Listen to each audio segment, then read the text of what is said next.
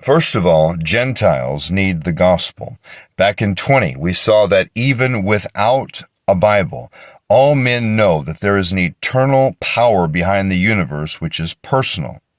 Man is without excuse. In verse 21, here's the bad news though. When they knew God, they glorified him not as God.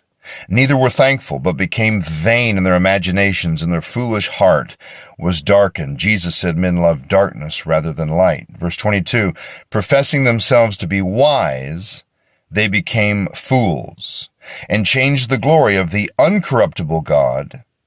You see, God is uncorruptible. He is not a physical substance given to decay, but rather an eternal spirit.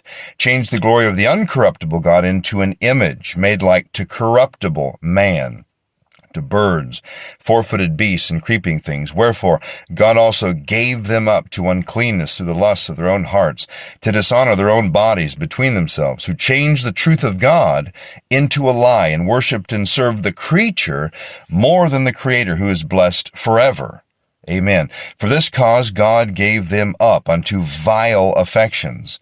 For even their women did change the natural use into that which is against nature, and likewise also the men, leaving the natural use of the woman, burned in their lust one toward another, men with men, working that which is unseemly, and receiving in themselves that recompense of their error which was meet.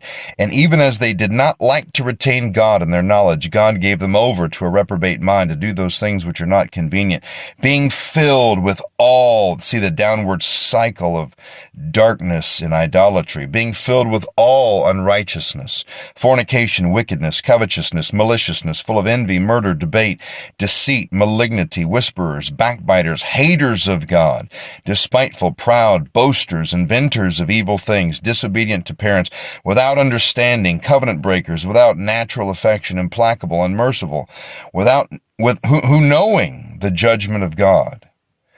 Even at the bottom of this downward dark spiral of idolatry, man still cannot escape the knowledge of God and man's need for him, who knowing the judgment of God, that they which commit such things are worthy of death, not only do the same, but have pleasure in them that do them.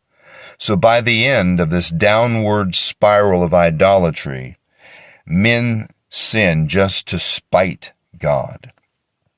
So it begins with devaluing and dishonoring God.